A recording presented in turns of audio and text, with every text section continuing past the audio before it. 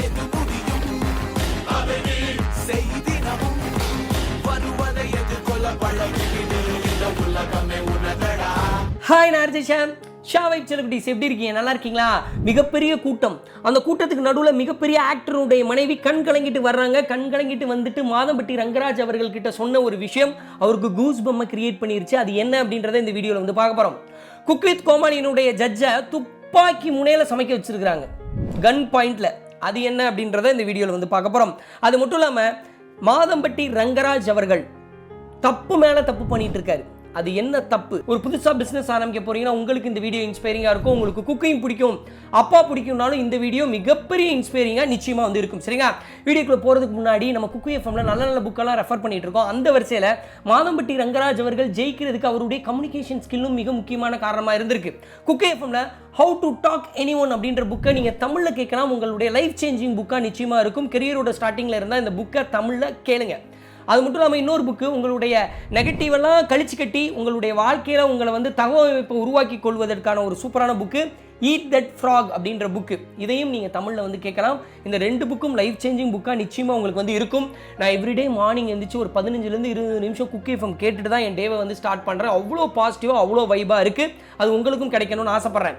இதனுடைய மாத சப்ஸ்கிரிப்ஷன் 99 ரூபாய் மட்டுமே. நீங்கள் குக்கு 60 அப்படின்ற கோடை யூஸ் பண்ணிங்கன்னா ஃபர்ஸ்ட் மந்த் சப்ஸ்கிரிப்ஷன் 39 ரூபாய் மட்டுமே. நல்ல விஷயத்துக்காக ஒரு நாளைக்கு ₹1 செலவு பண்ணுறது தப்பே கிடையாது. குக் எஃப்எம் ஆப்பினுடைய லிங்க் பின் டாப்லேயே வச்சிருக்கேன், டிஸ்கிரிப்ஷனில் வச்சிருக்கேன். உடனடியாக டவுன்லோட் பண்ணுங்க. மாதம்பட்டி ரங்கராஜ் விஜய் அவருடைய வீட்டு ஃபங்க்ஷனுக்கு சமைச்சிருக்காரு. விக்ரம் ஃபேமிலியோட ஃபங்க்ஷனுக்கு சமைச்சிருக்காரு. சூர்யா ஃபேமிலி ஃபங்க்ஷனுக்கு சமைச்சிருக்காரு. ராஜமௌலி ஃபேமிலியோட ஃபங்க்ஷனுக்கு சமைச்சிருக்காரு. மோடி அவர்களுக்கு டெல்லியில் போய் சமைச்சு கொடுத்துருக்காரு. மலேசியாவில் ஒரு பிரம்மாண்டமான திருமணத்தை பண்ணி வச்சிருக்காரு. இன்னைக்கு வந்து பார்த்தீங்கன்னா இன்னைக்கு நினைக்கிறேன் அமெரிக்காவில் கூகுள் ஆஃபீஸ்க்கு பக்கத்தில் ஒரு ரெஸ்டாரண்ட் வந்து ஸ்டார்ட் பண்ணுறாரு. ஷார்ஜாவில் ஒரு ரெஸ்டாரண்ட் வந்து ஸ்டார்ட் பண்ணுறாரு. பெங்களூரில் இவருக்கான ரெஸ்டாரண்ட் இருக்கு. இவ்வளோ பெரிய விஷயத்தை பண்ணது யாரு அப்படின்னு சொல்லிட்டு கேட்டிங்கன்னா ஒரு சாதாரண மாதம்பட்டி அப்படின்ற கிராமத்தில் பிறந்தவர் தான். சின்ன வயசுல இருக்கும்போது சமைக்கிறதுக்கு விறகு கட்டை இருக்கு பார்த்தீங்களா, அதை தூக்கிட்டு வந்த ஒரு பையன் தான். இவங்க அப்பா 1ஆம் கிளாஸ் கூட படிக்காத ஒரு நபர் தான். 150 பேர் கொண்ட ஒரு சின்ன இந்த கல்யாண வீட்டுக்கு போய் சமைக்கிறது, நிச்சய வீட்டுக்கு சமைக்கிறது அப்படின்னு இருந்த ஒரு தொழிலை இன்னைக்கு மிகப்பெரிய சாம்ராஜ்யமாக உருவாக்கியிருக்காரு மாதம்பட்டி ரங்கராஜ் அவர்கள்.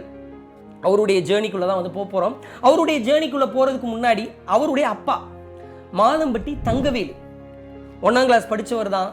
கிடைக்கிற வேலையெல்லாம் பண்ணுறாரு. காய்கறி வேலை, எடுபிடி வேலை, தோட்ட வேலை, இப்படி எல்லாம் பண்ணிகிட்டு இருக்கும்போது காய்கறி வித்துட்டு இருக்கும்போது நம்மளுடைய ஆர்ட் வந்து சமையல் தானே, நமக்கு சமையல் தெரியுமே, அதை வச்சு ஏதாவது பண்ணலாமே அப்படின்னு சொல்லிட்டு இருக்கும்போது அந்த மாதம்பட்டி அப்படின்ற ஊரில் கிராமங்களில் அந்த நிச்சய வீடு, திருமண வீடு அப்படின்னு சொல்லிட்டு சமைச்சு கொடுக்கும்போது பிகினிங் ஸ்டேஜில் அவருடைய கெரியரோட பிகினிங்கில் சாப்பாடு சரியில்லை அப்படின்னு சொல்லிட்டு குடிச்சிட்டு வந்து கல்யாண வீடுகளில் ரூமுக்குள்ளே போட்டு அடித்தவங்கலாம் நிறையா பேர் இருக்காங்களாம். அதுக்கப்புறம் கொஞ்சம் கொஞ்சமாக பேர் வாங்குறாரு. மாதம்பட்டி தங்கவேலு அப்படின்னு சொல்லிட்டு பேர் வாங்குறாரு. அப்பா பேர் வாங்குறத பையன் பார்க்குறாருங்க. கறி அப்படி துண்டை அப்படி வச்சுக்கிட்டு சமைச்சு முடிச்சுட்டு போய் முடிக்கும் போது நல்லா இருந்துச்சியா, சூப்பராக இருந்துச்சியா அப்படின்னு எல்லாரும் பாராட்டுறத பையன் கேட்குறாரு. மாதம்பட்டி ரங்கராஜ் வந்து பார்க்குறாரு. ஆனால் அவருக்கு சந்தோஷமா இருந்தாலும் ஒரு பக்கம் வருத்தமாக இருக்குது. என்னன்னா அவங்க அப்பாவை சமயக்காரவா எல்லாம் பாராட்டுறாங்க, எல்லாம் ஓகே, இந்த சமயக்காரன் வந்துட்டான் இப்படி தான் சொல்கிறாங்க. அந்த ரெஸ்பெக்ட் அப்படின்றது இல்லாமல் இருக்குது. அது மாதம்பட்டி தங்கவேலு அவர்களுக்கும் ஃபீலிங்ஸாக தான் இருக்குது. அதனால என்ன பண்ணுறாருன்னா தன்னுடைய சட்டையில் மாதம்பட்டி தங்கவேலுன்னு அப்படி எழுதிட்டு நெஞ்ச நிமித்திட்டு போகிறாரு. அப்படி நெஞ்ச நிமித்திட்டு போனாலும் சமயக்காரன் தான் சொல்கிறாங்க. 1980களில் ஒரு 83 ஸ்டார்ட் பண்ணுறாரு இந்த கேட்டரிங் சர்வீஸை. அதுலேருந்து பயங்கர கஷ்டம். இவ்வளோ பெரிய கஷ்டமான ஒரு வேலையை தன்னுடைய பசங்க வந்து பண்ணக்கூடாது அப்படின்னு சொல்லிட்டு இவர் என்ன பண்ணுறாரு அப்படின்னா தன்னுடைய பையனை நல்லா படிக்க சொல்கிறாரு. நீ வந்து ஒயிட் காலர் ஜாபுக்கு போகணும்னு சொல்கிறாரு. ஆனால் இவருக்கு ஒயிட் காலர் ஜாப்னா என்ன நினைக்கிறாருன்னா அப்பா அப்படி வெள்ளையும் சொல்லியுமா இந்த கான்ட்ராக்ட் பேச போவார்ல கேட்ரிங்க்கு, அப்படி பேச போகும்போது போவார்ல அப்படி கெத்தா அப்படி வண்டியில் போவார்ல, அது இவருக்கு பிடிக்கும். சமையல் பிடிக்கும். அப்பாவை பார்த்து அப்பாவோட என்ன கத்திரிக்காய்னா ரொம்ப பிடிக்கும். இப்படி இருக்கும்போது அப்பா சொல்லிட்டாரு இந்த வேலை வேணான்னு சொல்லிட்டாரு, நல்லா படிக்கணும் அப்படின்னு சொல்லிட்டு 10th வரையும் வேற லெவலில் படிக்கிற பையன் தான் தமிழ் மீடியம் ஸ்டூடெண்ட். யாருன்னா மாதம்பட்டி ரங்கராஜ் அவர்கள். தமிழ் மீடியத்திலிருந்து அதுக்கப்புறம் ஒரு இன்ஜினியரிங் காலேஜில் பிஎஸ்சிலாம் இருக்கும் தெரியுமா, அந்த மாதிரி ஒரு காலேஜில் பிஎஸ்சி கம்ப்யூட்டர் டெக்னாலஜி வந்து படிக்கிறாரு. தமிழ் மீடியம்ன்றதுனால போய் தயக்கமாக சொல்லி எனக்கு புரியுற மாதிரி சொல்லி கொடுங்க அப்படின்னு சொல்லிட்டு வாத்தியாட்டெல்லாம் சொல்கிறாரு. அப்படி சொன்ன பையன் ஃபஸ்ட்டு மார்க், கோல்டு மெடலிஸ்ட். அதே நேரத்தில் எம்சிஎம்மையும் கரஸில் போட்டுட்டு இந்த பக்கம் அனிமேஷன், இந்த மாயா 2D அனிமேஷன் இந்த மாதிரி விஷயங்கள்லாம் கற்றுக்கிட்டு எப்படியாவது போய் மிகப்பெரிய ஹாலிவுட் கம்பெனியில் வேலைக்கு சேர்ந்துடணும் அனிமேஷனில் அப்படின்னு சொல்லிட்டு நினைக்கிறாரு. நல்லாவும் படிக்கிறாரு சின்சியராக. எம்சிஎம் ஒரு பக்கம் ஓடிட்டு இருக்கா. அப்படி ஓடிட்டு இருக்கும்போது 2002 அப்பா சொல்கிறாரு எனக்கு வந்து பிஸ்னஸ் பார்க்க ஆள் வேணும்ப்பா, என்னையால் முடியலப்பா அப்படின்னு சொன்னோடனே அப்பா கூப்பிட்டு முடிச்ச உடனே சட்டு புட்டுன்னு வந்துடல, இதோடைய பேசிக்ஸ் கற்றுக்கணும். ஏன்னா நம்ம காஃபி கூட போட தெரியாது, ஆசைப்பட்டா மட்டும் போதாதுன்னு சொல்லிட்டு கேட்ரிங் 1 வருஷம் டிப்ளமோ கோர்ஸ் வந்து படிக்கிறாரு. அது மட்டும் இல்லாமல் அதில் வந்து இன்டர்ன்ஷிப் இருக்கும் பார்த்தீங்களா, அப்படி ஹோட்டலில் போய் வெங்காயம் உரிக்கிறது, கோல்டு மெடலிஸ்ட் பையன், ஆனால் அப்பா சொல்லிட்டாருன்றதுக்காக என்ன பண்ணுறாரு பாருங்க, வெங்காயம் உரிக்கிறது, அடுப்பு துடைக்கிறது, இந்த மாதிரி எல்லா வேலைகளையும் பண்ணுறாரு. எல்லா வேலைகளையும் பண்ணிட்டு சில வருடங்களுக்கு அப்புறம் ஒரு சீனியருடைய மேரேஜ், அந்த சீனியருடைய மேரேஜுக்கு உங்கள் அப்பா தான் வந்து பார்த்தீங்கன்னா குக்காக இருக்காரு, அந்த இடத்துல இவர் சர்வெண்ட்டாக இருக்காரு. எல்லாருக்கும் போட்டுட்டு இருக்கும் போது அங்கே இருந்த இவருடைய ஃப்ரெண்ட்ஸ், என்னடா ரங்கராஜ் நீ எவ்வளோ நல்லா படிப்ப, கோல்டு மெடலிஸ்ட்டு, நீ ஐடியில் போய் ஏசி ரூமில் உட்காந்துருக்கணும்யா, உன்னை யார் அங்கே வர சொன்னா, நீ தப்பு மேலே தப்பு பண்ணிட்டு இருக்க, ஒழுங்கு ஐடி வேலைக்கு ஜாயின் பண்ணு அப்படின்னு ஃப்ரெண்ட்ஸ் சொல்கிறாங்க. பொண்ணுங்களாம் என்ன சொல்கிறாங்கன்னா, நீ இந்த மாதிரி குக்கு வேலை பார்த்த அப்படின்னா உனக்கு பொண்ணே கிடைக்காது, எதுக்கு தேவையில்லாமல் இந்த வேலையை பார்த்துட்டு இருக்க, சமயக்கார வேலை உனக்கு தேவையா, நீ ஐடியில் படிச்சிருக்க அப்படின்னு சொல்லிட்டு சொல்கிறாங்க. சொன்னாலும் வைராகியத்தோட பிடிச்ச வேலையை பண்ணணும். அப்பாவினுடைய அந்த எண்ணெய் கத்திரிக்காய் இருக்கு பார்த்தீங்களா, அதை உலகம் ஃபுல்லாக கொண்டு போகணும் அப்படின்னு சொல்லிட்டு மைண்டுக்குள்ள முடிவெடுக்கிறாரு. அப்போ அவருக்கு என்ன தோணுது அப்படின்னா, இதை நம்ம இன்னும் பெட்டராக கொண்டு வரதுக்கு நமக்கு மேனேஜ்மெண்ட்டோடைய குவாலிட்டி தெரியணும் அப்படின்னு சொல்லிட்டு எம்பிஏ படிக்கிறாரு. எம்பிஏல வரக்கூடிய லெசன்ஸ் எல்லாத்தையும் என்ன பண்ணுறாரு அப்படின்னு சொல்லிட்டு பார்த்தீங்கன்னா, தன்னுடைய கேட்டரிங் சர்வீஸில் கொண்டு வராரு. ஃபர்ஸ்ட் டீமை கூப்பிட்டு பேசுகிறாரு, கன்சிஸ்டன்சி முக்கியம், நீங்கள் சமைக்கும் போது உங்கள் அம்மாவை நினச்சிக்கிட்டு சமைங்க, நீங்கள் வந்து லவ்வோட சமைங்க.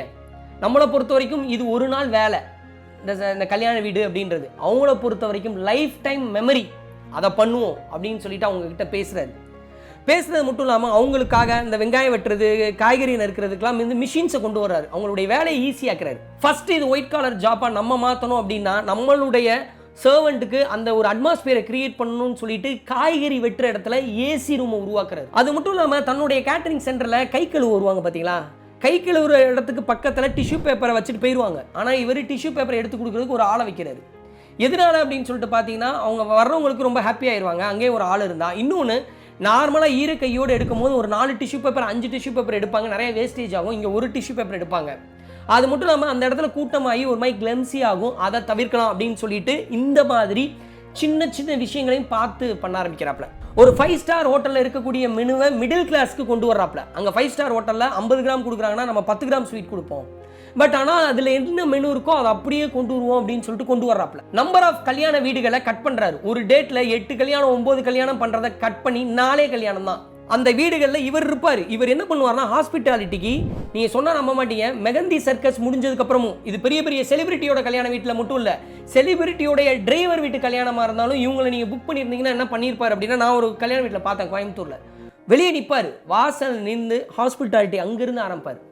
ஒரு கல்யாண வீட்டில் இவர் இருப்பார், ஒரு கல்யாண வீட்டில் இவர் தம்பி இருப்பாங்க, இன்னொரு கல்யாண வீட்டில் ஒரு சித்தப்பா, இப்படி அவங்க ஃபேமிலி மெம்பர்ஸ் 4 பேர் இருக்காங்க. அப்படின்றதுனால இவங்க எங்கே பர்சனலாக போக முடியுமோ அதனால ஒரு டேட்டில் 4 தான் எடுப்பாங்க. வருஷத்துக்கு 500க்கு மேற்பட்ட ஈவெண்ட்ஸை வந்து பண்ணிட்டு இருக்காங்க.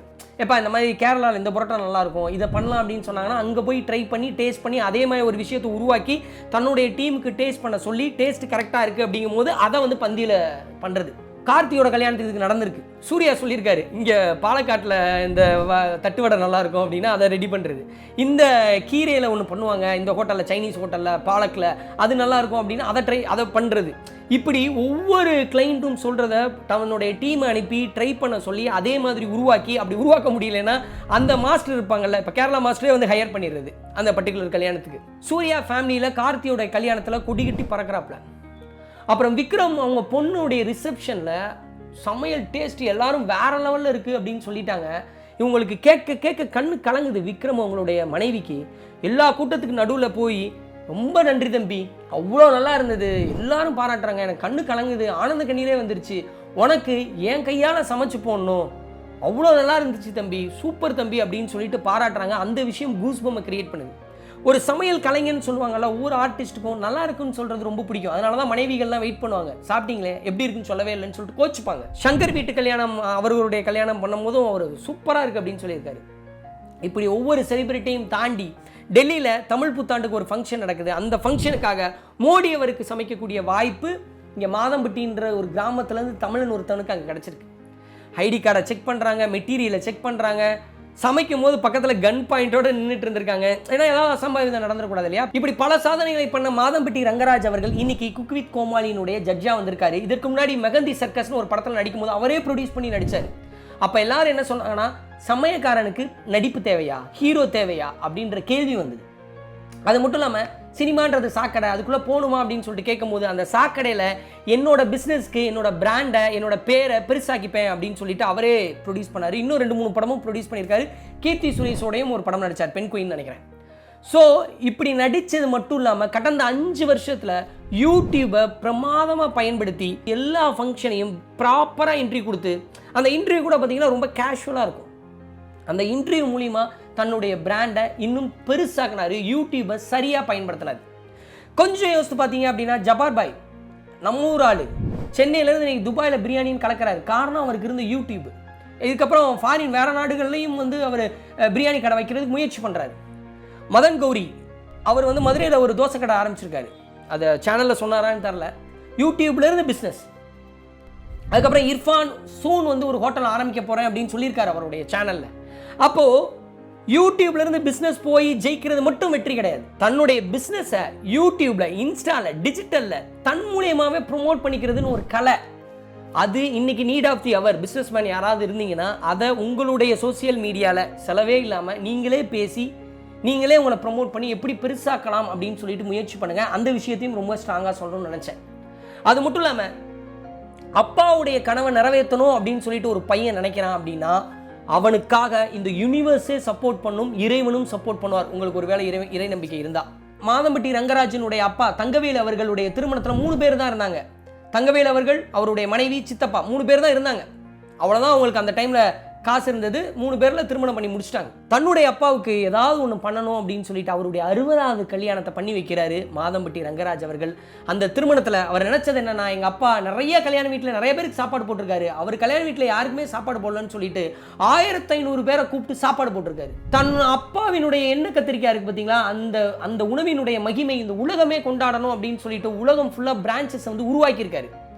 அப்பா 150 பேர்ல ஆரம்பிச்சாரு. இன்னைக்கு மாதம்பட்டி ரங்கராஜ் அவர்களுடைய எம்ப்ளாயிஸ் மட்டும் பார்த்தீங்கன்னா 3000 பேர். அதில் 1000 பேர் ரெகுலர் எம்ப்ளாயி. நீங்களும் முடிஞ்சா உங்களுடைய அப்பாவினுடைய கனவை நிறைவேற்ற முயற்சி பண்ணுங்க. உங்கள் அப்பாவினுடைய பிஸ்னஸை அடுத்த கட்டம் கொண்டு போகிறதும் பெருமை தான். அம்மாக்களை கொஞ்சம் அளவுக்கு அப்பாவை கொஞ்சறது இல்லை. அப்பாவை கட்டிப்பிடிங்க, அப்பாவை தலையை கோதுங்க, அப்பா மடியில் படுங்க, அப்பாவுக்கு எப்பயா முத்தம் கொடுங்க, அப்பா சாப்பிட்டியாப்பான்னு கேளுங்க, அப்பாவுக்கு ஊட்டி விடுங்க. உங்கள் அப்பாவை எவ்வளோ பிடிக்கும், உங்கள் அப்பா பேரை போட்டு ஐ லவ் யூன்னு போடுங்க, போதும். எத்தனை பேருக்கு அப்பாவை பிடிக்குது, கொண்டாடுறீங்க அப்படின்றத நான் தெரிஞ்சுக்கணும். கீழே கமெண்ட் மூலியமாக தெரியப்படுத்துங்க. நிச்சயமாக அந்த வீடியோ உலகத்தில் ஏதோ மூலையில் இருக்கக்கூடிய பொண்ணோடையோ பையனோடையோ திருநங்கையினுடைய வாழ்க்கையை மாற்றும் அப்படின்னு சொல்லிட்டு நான் நம்புகிறேன். Thanks so much.